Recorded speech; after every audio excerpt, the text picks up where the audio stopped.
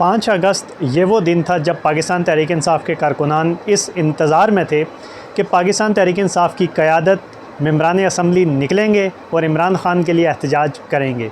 5 अगस्त से कबल यही वो सारी क़यादत, यही वो लोग गले फाड़ फाड़ कर ये कहते थे कि हम इमरान ख़ान के नाम पर वोट लेकर असम्बली तक आए हैं, तो लिहाजा 5 तारीख को हम एक एहतजाजी तहरीक का आगाज़ करेंगे, मगर ऐसा कुछ भी नहीं हुआ। अस्सलाम वालेकुम, मैं हूँ हारून इफ्तिखार कुरैशी। आज 14 अगस्त आज़ादी का दिन, जहाँ पूरे पाकिस्तान समेत पूरी दुनिया में जहाँ जहाँ पाकिस्तानी मौजूद हैं वो आज आज़ादी, जश्न आज़ादी मना रहे हैं। मगर पाकिस्तान के अंदर बहुत सारे लोग ऐसे हैं जो आज भी ये सवाल करते हैं कि कौन सी आज़ादी और कैसी आज़ादी। गुज़श्ता रोज़ रावलपिंडी के अंदर पाकिस्तान तहरीक इंसाफ के झंडे लेकर और पाकिस्तान के झंडे लेकर बहुत सारे लोगों की एक बड़ी तादाद सड़कों पर निकली, जिनकी गिरफ़्तारियाँ होते हुए हमने देखी। और पंजाब पुलिस के बहादुर नौजवान, पंजाब पुलिस के बहादुर सिपाही जो वहाँ पे हमने देखा कि किस तरीके से लोगों को उनके बच्चों के सामने उनकी तज़लील कर रहे थे, वो सारी चीज़ें भी हमने देखी। तो वो सारे लोग ये सवाल करते हैं कि आज़ादी तो कौन सी आज़ादी। उस हवाले से भी कुछ तफसीलात है जो आपके सामने रखेंगे।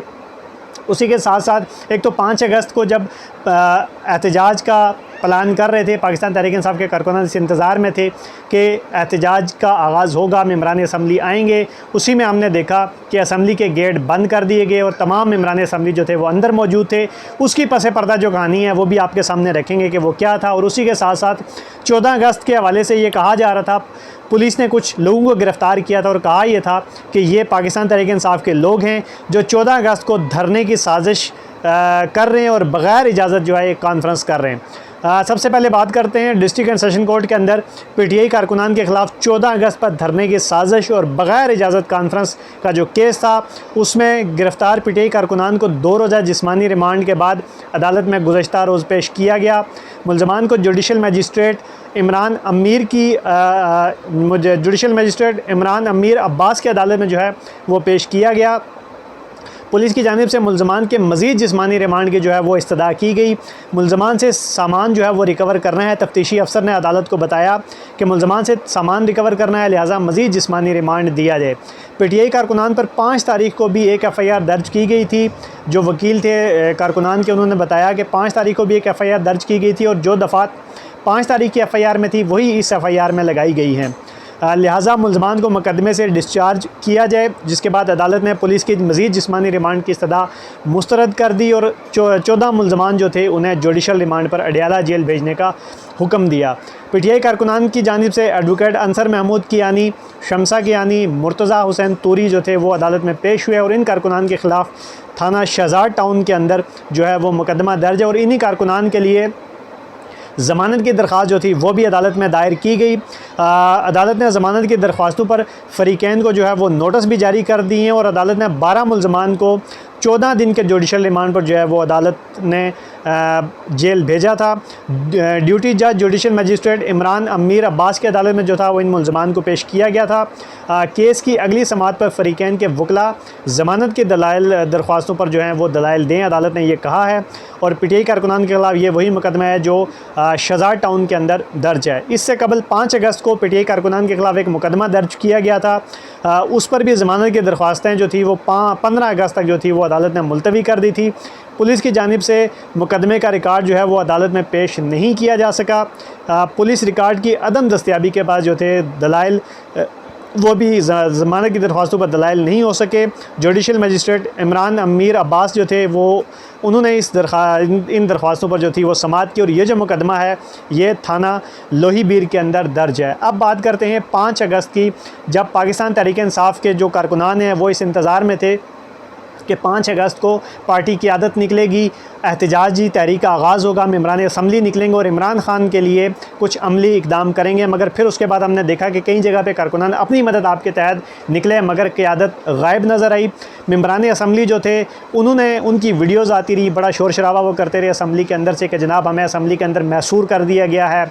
उस वक्त सब ने सोचा कि यार ये तो बड़ी ज़्यादती की बात है कि मेंबरान असम्बली को असम्बली के अंदर ही रोका गया है। फिर उसके बाद ABN न्यूज़ ने ये ख़बर ब्रेक की, उन्होंने ये ख़बर चलाई ABN न्यूज़ ने कि पाकिस्तान तहरीक इंसाफ का जो मेम्बरान असम्बली थी उनका एक वफ़द जो था उसने स्पीकर अयाज सादिक से मुलाकात की और उनसे कहा कि उन्हें गिरफ़्तारी से बचाया जाए, जिस पे स्पीकर अयाज सादिक ने कहा कि आप बेफ़िक्र रहें, असम्बली के अंदर से किसी की गिरफ़्तारी नहीं होगी।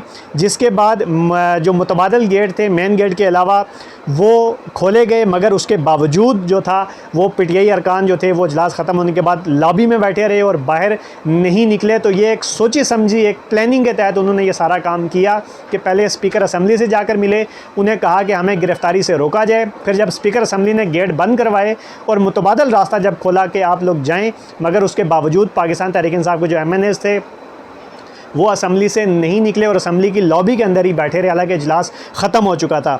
अब अगर इस बात में सदाकत नहीं है और ABN न्यूज़ ने ये ख़बर चलाई है, तो क्यों अभी तक पाकिस्तान तहरीक इंसाफ की तरफ से कोई अमली तौर पे कोई इकदाम ABN न्यूज़ के ख़िलाफ़ नहीं किया गया या कोई कानूनी चाराजोई नहीं की गई कि ये ख़बर झूठ है? तो इसका मतलब है कि ये सारी ख़बर जो थी वो सच्चाई पर मबनी थी। पाकिस्तान तहरीक इंसाफ के जो लोग थे, जो MNAs थे, वो असम्बली के अंदर ख़ुद बैठे रहे और इल्ज़ाम जो था वो हुकूमत पर और स्पीकर पर लगाते रहे कि उन्हें असम्बली के अंदर मैसूर किए रखा। और ये ना सिर्फ उन्होंने इमरान खान को धोखा दिया, बल्कि पाकिस्तान तहरीक इंसाफ के उन लाखों करोड़ों कारकुनान को धोखा दिया जो इस इंतज़ार में थे कि ये वो लोग जो हमेशा ये बात करते हैं कि हम इमरान खान के नाम पर वोट लेकर असम्बली तक पहुँचे हैं, आज 5 अगस्त का दिन जब उन्होंने ख़ुद ये दिन दिया था तो उसमें निकलेंगे और कुछ अमली तौर पर कुछ काम करेंगे, मगर ऐसा नहीं हुआ। जिसके बाद शहरियार अफरीदी की एक स्टेटमेंट सामने आई। सियासत.pk ने इसे रिपोर्ट किया कि पार्लियामेंट के दरवाजे बंद, अंदर तहरीक इंसाफ के कई रहनुमा जो थे वो मैसूर हो गए, बाहर पुलिस की बारी नफरी तैनात अरकान को मैसूर करने के ज़िम्मेदार स्पीकर हैं।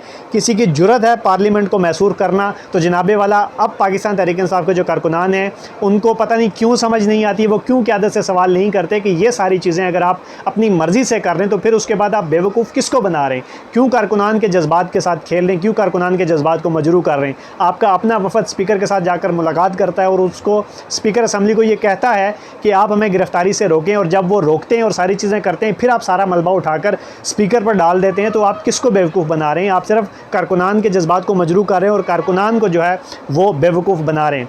इसी के साथ साथ बैरिया टाउन की जो जायदाद जो थी, जो मलक रियाज साहब की जो प्रॉपर्टी थी वो नीलाम हुई थी और एडवोकेट मुसव्वर अब्बासी जिन्होंने कुछ चीज़ें ख़रीदी थी उन पर काफ़ी तनकीद की जा रही थी कि 2 अरब रुपए की चीज़ें उन्होंने 50 करोड़ रुपए में ख़रीदी हैं। ये एक सोची समझी साजिश के तहत हुआ। कुछ इस तरह की खबरें भी आई कि प्लानिंग के तहत हुआ।